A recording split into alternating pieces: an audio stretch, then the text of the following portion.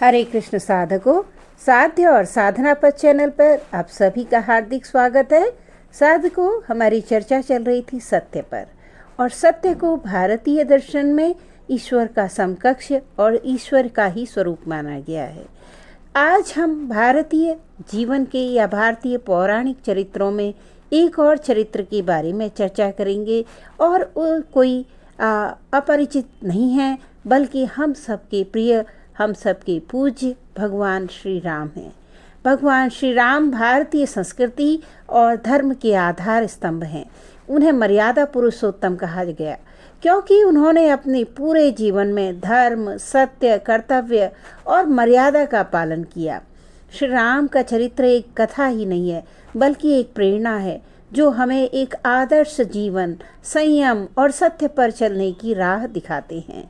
भगवान श्री राम के चरित्र से कौन परिचित नहीं है, लेकिन संक्षेप में हम उनके बारे में जानेंगे। भगवान श्री राम का जन्म त्रेता युग में अयोध्या के राजा दशरथ और माता कौशल्या के पुत्र के रूप में हुआ। वे भगवान विष्णु के 7वें अवतार माने जाते हैं, जिन्होंने धरती से अधर्म और असत्य को समाप्त करने के लिए जन्म लिया। रामायण में महर्षि वाल्मीकि ने उनके जीवन का विस्तार से वर्णन किया है। वे एक आदर्श पुत्र थे, आदर्श पति, आदर्श भाई और जनता के प्रिय आदर्श राजा रहे हैं। भगवान श्री राम के जीवन में हमने बड़े विरोधात्मक परिस्थितियां देखी हैं। एक तरफ उनके पिता का वचन और एक तरफ उनके अपना सुख और समृद्धि। तो हम यहाँ पर देखते हैं कि भगवान राम ने कठिनाइयों को सहना पसंद किया, लेकिन धर्म के पथ से विचलित नहीं हुए। तो भगवान राम के जीवन की एक बड़ी घटना यह हुई कि जिस दिन उनको राज तिलक होना था, उससे एक रात्रि पूर्व उनको वनवास जाना पड़ा। तो यह कथा सभी ने सुनी है, कही है, बार बार दोहराई जाती है, लेकिन हमें यह देखना है कि वहाँ पर सत्य की सीख क्या है। भगवान राम के जीवन में हम देखते हैं कि उनके पिता और उनकी सौतेली माता या विमाता कैकेयी, दोनों के बीच में एक बात हुई थी, जहाँ पर उनकी युद्ध के समय उनके द्वारा मदद किए जाने पर दशरथ ने अपनी पत्नी कैकेयी को एक वचन दिया था कि जो भी आप मांगेंगी मुझसे, तो मैं आपको वह दूंगा या उस वचन को पूरा करूंगा। यह बात हुई, काफ़ी वर्ष बीत गए थे और दशरथ लगभग इस बात को भूल ही चुके थे। लेकिन दशरथ कैकेयी का बड़ा सम्मान करते थे और उनसे बड़ा प्रेम करते थे। इसीलिए जो वह अक्सर जो है कैकेयी के पास जाया करते थे। तो जब एक दिन पूर्व वह राम के राज तिलक की बात बताने के लिए कैकेयी के पास जाते हैं, और उस वक्त कैकेयी नाराज हो जाती हैं। वे कहती हैं कि आपने मुझे 3 वचन दिए थे और आपने कहा था कि जब भी मैं कुछ मांगूंगी तो इन वचनों को आप पूरा करेंगी।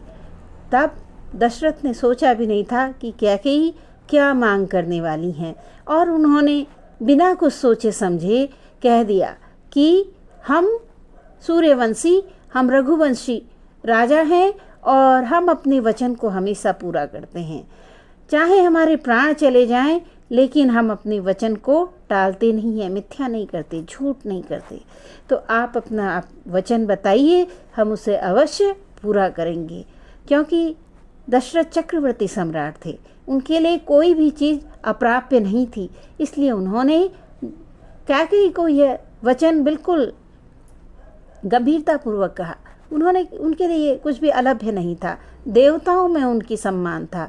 तो इस प्रकार से जब वो कहते हैं तो कैकेयी उस वक्त बड़ा ही विचित्र वरदान मांगती हैं। वे कहती हैं कि भगवान श्री राम को वनवास कर दीजिए और मेरे पुत्र भरत को राज्य तिलक कर दीजिए। तो इस प्रकार जब राम का एक दिन राज तिलक होने से पूर्व इस तरह का वचन उनसे मांगा जाता है, तो दशरथ इस बात को सहन नहीं कर पाते हैं और वो कहते हैं कि कुछ भले ही आप भरत का राज तिलक मांग लो, लेकिन राम के लिए वनवास मत मांगो। पर इस पर कैकेयी उनको ताना देती हैं कि आपने अभी कुछ देर पहले अपना वचन पूरा करने की बात दोहराई थी। यह सुनकर राजा निरुत्तर हो जाते हैं, लेकिन इस बात से उन्हें गंभीर चोट पहुंचती है और वे लगभग मूर्छित जैसे हो जाते हैं। और जब श्री राम को ये बात पता चलती है कि उनके पिता अस्वस्थ हैं, वो उनसे मिलने जाते हैं, तब कैकेयी उनको बताती हैं कि देखो, तुम्हारे पिता ने मुझसे यह वचन पूरा करने की एक प्रण लिया था, एक वादा किया था, लेकिन अब वे तुम्हें वनवास नहीं भेजना चाहते हैं। पिता का यह वचन मिथ्या न हो जाए, झूठ न हो जाए, इसलिए मना करने पर भी, कई लोगों के मना करने पर, स्वयं दशरथ के मना करने पर भी राम ने इस वचन को पूरा किया। वे नहीं चाहते थे कि रघुवंशी राजा, चक्रवर्ती राजा दशरथ का यह वचन मिथ्या हो जाए, और इसके लिए उन्होंने अपने जीवन को, न केवल अपने जीवन को बल्कि अपनी पत्नी और भाई के जीवन को भी कष्ट में डाल लिया। और इसलिए वे जंगल चले गए। उनकी प्रिय पत्नी उनकी अनुगामिनी हो गई और उनका भाई उनके साथ होता अन्याय देख करके अपने भाई का अनुगमन करता हुआ वन में चला गया। इस प्रकार भाइयों की ये मर्यादा, प्रेम और यहाँ पति पत्नी का आपसी प्रेम, सहयोग, अनुगमन करना, यह सब भगवान श्री राम के और उनके भाइयों के चरित्र को लोकप्रिय बनाता है और उसको अनुगमन करने योग्य बनाता है। तो इस प्रकार वे मर्यादा पुरुषोत्तम बन जाते हैं। तो भगवान श्री राम ने राज्य को महत्व नहीं दिया, कष्ट को सहन किया, लेकिन न्याय और सत्य को प्राथमिकता दी। भगवान श्री राम ने जीवन भर धर्म और सत्य का पालन किया। उन्होंने रावण का वध करके सिद्ध किया कि अन्याय और अधर्म चाहे कितना ही शक्तिशाली क्यों न हो, सत्य और धर्म की हमेशा विजय होती है। उन्होंने लंका पर विजय प्राप्त करने के बाद लंका पर राज्य नहीं किया, बल्कि उन्हीं के भाई विभीषण को राजा बनाया। और इससे हमें सीख मिलती है कि जीतने के बाद भी अहंकार नहीं हुए, लोभ नहीं और लालच नहीं, और जो न्याय है उसके पक्ष पे हमेशा रहो। तो इस प्रकार उन्होंने प्रजा के हितों को सर्वोपरि रखा। उन्होंने दिखाया दुनिया को कि प्रेम, त्याग और निष्ठा ही जीवन का सबसे अनमोल तत्व है। उन्होंने अपने जीवन में कठिन परिस्थितियों का सामना किया, लेकिन अन्याय को कभी रास्ते में नहीं आने दिया। तो हम देखते हैं कि जिस प्रकार अपने पिता के वचन को पूरा करने के लिए भगवान श्री राम ने अपने जीवन को ही दांव में डाल दिया, ऐसे भगवान श्री राम अवश्य ही हमारे आदर्श हैं। वे सिर्फ देवता नहीं हैं, बल्कि एक ऐसा व्यक्तित्व है, एक आधार स्तंभ है हमारे धर्म की। और धर्मपरायणता, कर्तव्य निष्ठा, त्याग, धैर्य और मर्यादा का ऐसा मिला जुला समन्वय है जो हर माँ अपने पुत्र में देखती है, हर पत्नी अपने पति में देखती है, हर भाई अपने भाई में देखता है। और इस प्रकार सत्य के मार्ग पर चलकर वे संदेश देते हैं कि सत्य के मार्ग में थोड़ी कठिनाइयाँ तो हो सकती हैं, लेकिन अंत इसका सुखमय है, आनंदमय है। और इसके बाद जब वे वापस अपने अयोध्या राज्य में पहुंचते हैं, तो फिर वहाँ पर उनके भाई उनके इंतजार में बैठे थे। वे उनके पूरे जीवन भर उनके साथ रहते हैं और एक आनंदपूर्ण राम राज्य की स्थापना होती है।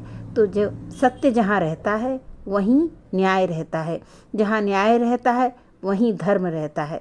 तो इस प्रकार धर्म की स्थापना करने के लिए हमारे आदर्श पुरुष, मर्यादा पुरुषोत्तम के जीवन का हम पालन करें, अनुगमन करें, उनको अपने जीवन में उतारें, ऐसी ही महत आकांक्षा है। और हम सब भक्त इसका पालन करें। हम भगवान राम जैसे तो उनके समकक्ष तो नहीं बन सकते, पर उनका अनुगमन करके, उनके चरित्र को अपने जीवन में उतार करके अपने जीवन को सुखमय जरूर कर सकते हैं। इसी आशा के साथ अगले अंक में हम कुछ और चरित्रों के बारे में चर्चा करेंगे। तब तक के लिए चैनल से जुड़े रहिए। धन्यवाद।